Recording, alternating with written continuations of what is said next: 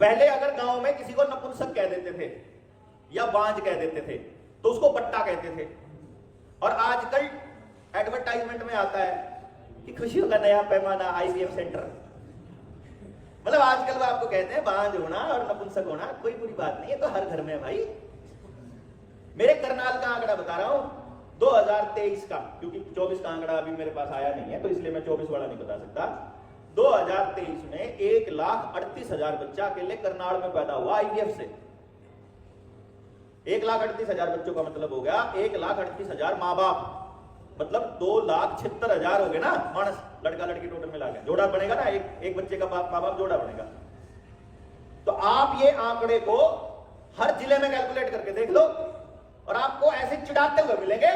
बड़े बड़े बैनर ऐसे चिढ़ा रहे हैं आपको कि तुम्हारी औलाद नपुंसक हो चुकी है, बांझ हो चुकी है, हम बीज देंगे तुमको, कुत्ते का मिला के देंगे कि सुअर का हम क्या करेंगे। क्यों जी, आपको मालूम है क्या किसका बीज है?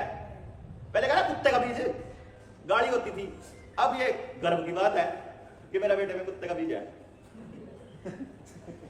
ऐसे बोलेंगे मेरे तो, क्योंकि वो कह रहे हैं हम आपको जेनेटिकली इंजीनियर्ड बच्चा देंगे, तुमको वफादार, तुमको अगर सॉलिड वाला बच्चा चाहिए तो सुअर का जीन मिला देंगे, उसमें गैंडे का जीन मिला देंगे।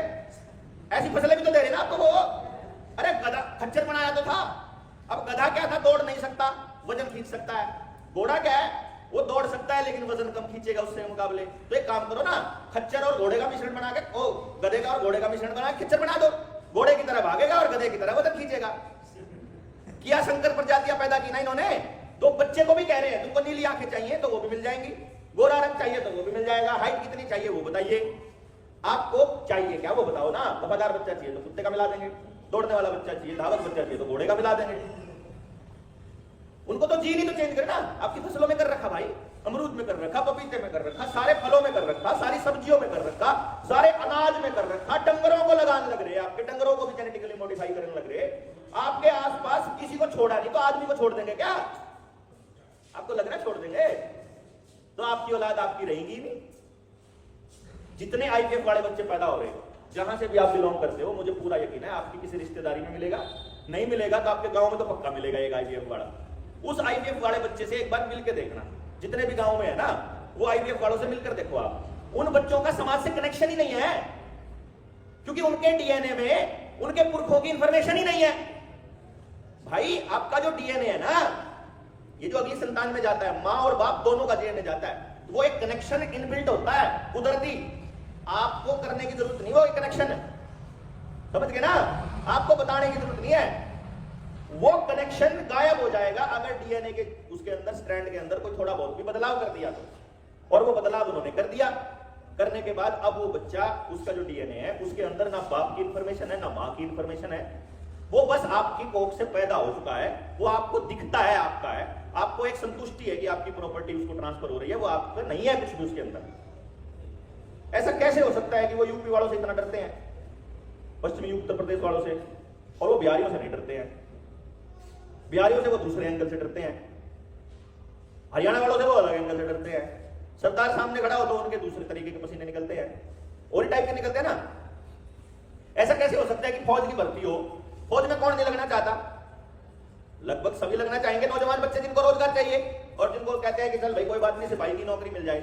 लेकिन उसको पास, जो क्राइटेरिया बना रखा है, उसको पास करने के लिए तो एक ही डीएनए चलता है जिसके खून में किसानी हो। क्यों? किसान का ही बच्चा जा रहा है फौज में, वो चाहे गुज्जर का हो, चाहे जाट का हो, चाहे ब्राह्मण का हो, लेकिन अगर खेती कर रहा है, हम जो पंजाब में है ना, खेती करने वाले को जट बोलते हैं, जाट को जट नहीं बोलते, वो खेती करने वाले को बोलते हैं जट। तो आप अगर पंजाबी भाषा में बोलो, जट्टा दही मुंडे हैं बस उसे। क्यों जी?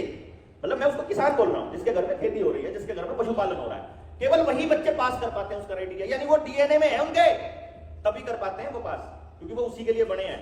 उनका जन्म ही लड़ने के लिए हुआ है, और ये उनको पता है कि इनको अगर दुश्मन से लड़ने को दिया तो दुश्मन की ऐसी करेंगे, और इनको लड़ने मत दो तो ये आपस में अपने घर में ही लड़ के मर जाएंगे। पक्का लड़ने के लिए इन्हें तो लड़ना है, इन्हें तो लड़ने को कोई चाहिए। सड़क पे चलते हुए इनकी तो बाइक पे अगर किसी ने हाथ ला दिया तो कहना तू जानता नहीं मैं कौन हूं, तुझे पता नहीं है मेरा, तो ये कहना है तुझे पता नहीं है कौन है, उन्हें थोड़ा जोर सा ला के बोलो तो कहता नहीं, कहता है मैं भी मारू भाई।